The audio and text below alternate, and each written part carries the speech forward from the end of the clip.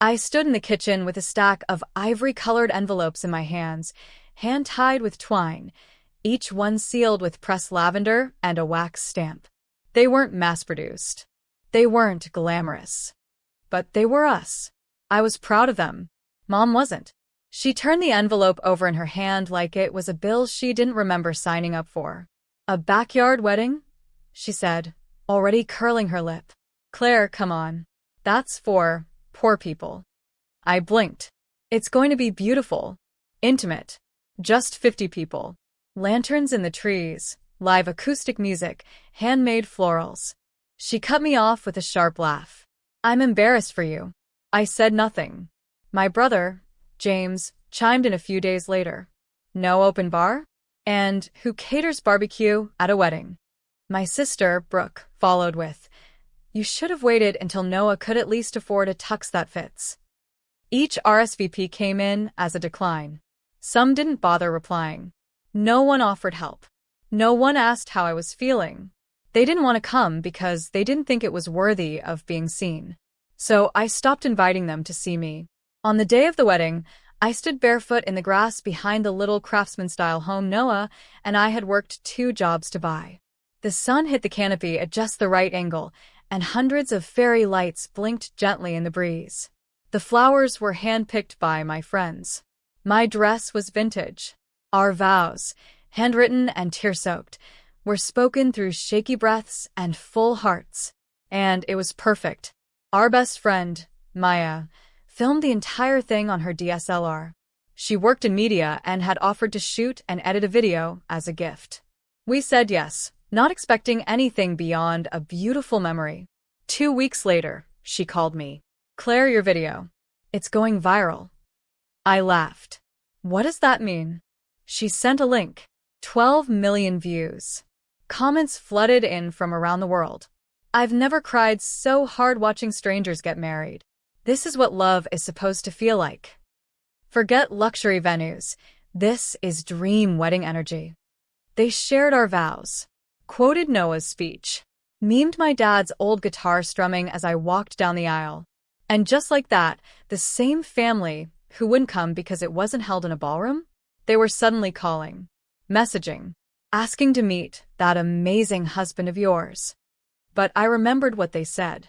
I remembered what they didn't say. "My name is Claire Bennett, and from wherever you're watching this video, stay with me," because they skipped the vows. But they showed up when the applause started. Growing up in my family felt like living on a stage where the performance never ended. Everything was about presentation. My mom had a walk-in closet dedicated to just handbags, not one of them under $800. My dad collected watches he never wore. Sunday brunch wasn't a meal, it was a photo opportunity. And me? I was the bright one. The one who got into Columbia, the one they could parade around like proof they'd done something right. But it came at a price. I learned early on that appearances weren't just encouraged, they were required. Straight hair, polished nails, perfect posture, and most of all, the right kind of people around me. When I met Noah, he didn't fit their script. He wasn't flashy. He didn't come from a legacy family or have a summer home in the Hamptons. He was a public school teacher, 4th grade, math and reading. Quiet, thoughtful. The kind of man who remembered birthdays, stopped to help elderly neighbors with groceries, and listened without ever interrupting.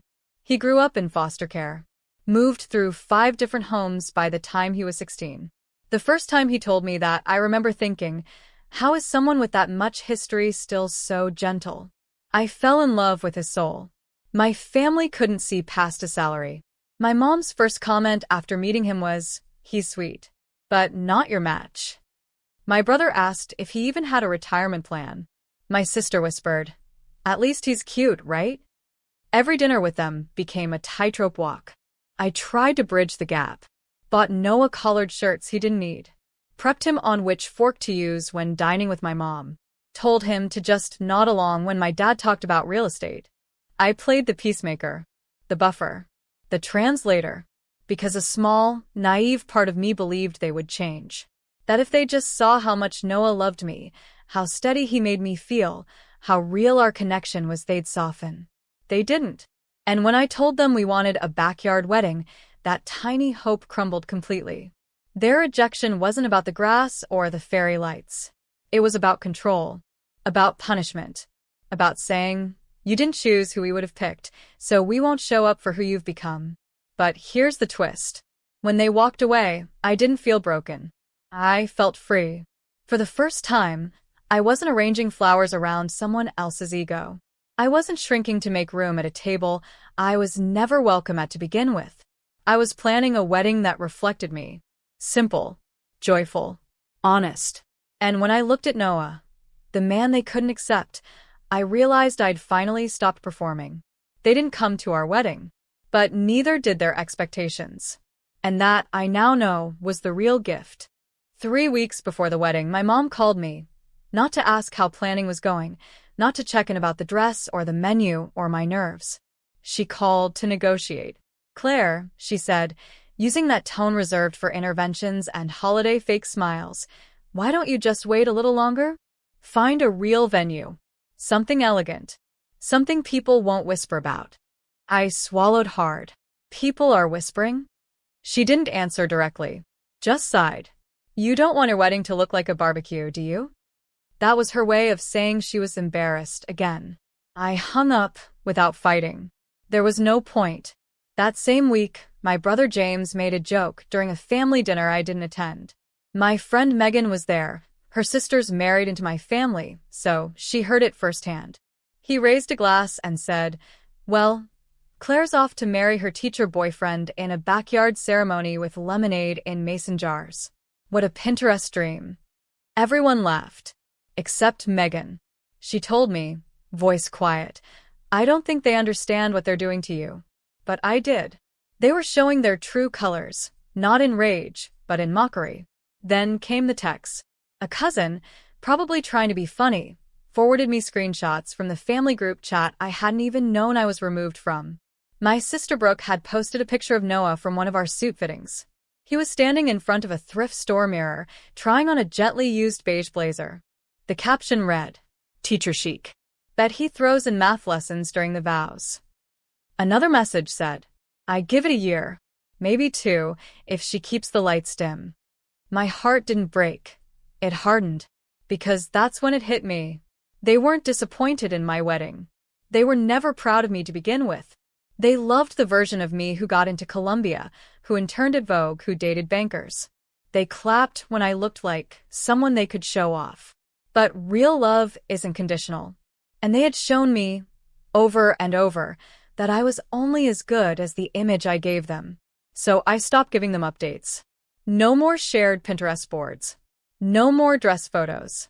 No more texts about the playlist or floral colors or vows. I leaned into my joy like it was sacred. Noah and I built our archway out of reclaimed wood. We picked sunflowers together. We hung cafe lights on a Saturday morning with paint still under our fingernails. We laughed. We planned. We danced in the backyard barefoot to test the space. And for the first time, I stopped performing and started living. Their silence stopped hurting, because it had finally made space for my own voice. It started as a casual offer over coffee and banana bread. Maya, one of my closest friends from college, sipped her latte and said, "If you want, I can film the wedding for you. No charge." I blinked. "Are you serious?" She shrugged. "I've done 20 weddings this year. Yours deserves the same magic." Maya was the videographer behind half the luxury weddings featured on national blogs. Her work had been reposted by bridal magazines, design houses, even Vogue weddings once. Drone shots, cinematic editing, tear-jerking soundtracks. She had a gift for making moments look timeless. I almost refused. But then she looked me dead in the eye and said, "Claire, this love deserves to be seen. Not by the people who didn't show up, but by the people who needed to." So we said yes. And what she created wasn't just a wedding video. It was a love letter. The day of the ceremony, Maya and her 2 assistants worked quietly, respectfully, like butterflies around the edges of every moment. Noah didn't even notice half the time. He was too focused on tying his own tie, too caught up in the way I looked walking barefoot across the lawn. Maya captured it all. The first look under the oak tree. The way my hands trembled when I read my vows. The way Noah kissed my knuckles before slipping on the ring. The speech from my best friend. The dancing under fairy lights, the fireflies joining in. Even our dog, Jasper, running across the yard with a flower crown like he was born to be ring bearer. But what made it brilliant was what Maya added after. She recorded quiet interviews the next day, me and Noah, our friends, just talking about what love meant to us. She overlaid our voices on top of the footage. We didn't want perfect. We wanted real. We chose meaning over marble floors. This is what building love looks like. When she showed me the final cut 2 weeks later, I cried so hard I had to pause the video halfway through. It was everything I wanted our wedding to be, and proof that it was. I thanked her with my whole heart. Then, that night, alone in bed while Noah read beside me, I quietly opened my laptop. I went to a popular wedding blog, one of those dreamy ones that mostly feature designer gowns and oceanfront venues. And I submitted it. No expectations. No announcement. Not even to Noah. Because this wasn't about showing off. It was about something else entirely. Letting our truth speak louder than their silence. I hit send, closed the laptop, and fell asleep beside the man everyone thought I was settling for. Little did they know, I had just handed the world a front row seat to the thing they never bothered to witness. I was folding laundry on a rainy Wednesday when my phone buzzed once, then again, then 27 more times. By the time I reached it, the screen was filled with notifications, mentions, tags, messages, shares. My heart jumped. I opened the first one. It was from Maya. Check this out. We're live. She attached a link to the wedding blog, the one I had submitted to without telling a soul. There, on the homepage, front and center. This backyard wedding will make you rethink luxury. Raw. Real. Radiant. This couple's vows will undo you. I clicked play. The video started with a drone shot of our yard, the arch Noah built from reclaimed wood, the soft white petals lining the aisle, the golden hour glow draped over every corner. Then our voices layered in. My whispered vows, Noah's tear-choked promises, the laughter from our friends, the clinking of glasses, the sound of genuine joy. And it spread like wildfire. By dinner, it had 200,000 views. By the time I woke up the next morning, 12 million. I scrolled through the comments, stunned. Crying in my cubicle. This is what love looks like. He's a teacher. This man is more valuable than 1,000 CEOs. She's so grounded and graceful. This is what real elegance is. Forget hotel ballrooms. This is how I want to get married. Noah, completely unaware, walked into the kitchen still wearing his pajama pants, pouring cereal into a coffee mug like he always did. I turned the screen toward him. He blinked. Wait, is that us? I nodded, biting back a smile. We kind of went viral. He stared at the view count, the flood of messages, the headlines. And then he smiled, not the smug kind but the soft kind. The one that said, "You did this. And I'm just proud to stand beside you." Within 48 hours, we were contacted by 2 TV producers, 3 magazines, and a florist brand offering a sponsorship deal. My tiny floral DIY page, where I used to post tips for backyard brides, quadrupled in followers. Orders began piling up from all over the country. People wanted to know who we were, how we met, why we chose to do it differently. But you know who didn't say anything? My family. No calls. No texts. No, wow, Claire, you looked stunning. Nothing. The silence now didn't sting the way it used to. Because the world had finally seen the thing they never bothered to look for, the real me. The me who chose love over show. The me who bloomed without permission. And Noah? Noah was being called Husband of the Year by strangers online. They praised his vows, his eyes, his kindness. I knew they were right. I always had. It just felt good knowing now the entire world did too. It started with a text from my mother. Just 3 words. We should talk. A minute later, another message followed. Your wedding video made me cry. I didn't know it would be so powerful. So powerful. That's what did it, not the vows. Not the commitment, not the love she could have witnessed in real time, but the views. I stared at the screen, letting the message sit there unread. Then the voice notes started coming in. First from James, my brother, who once joked about our mason jars.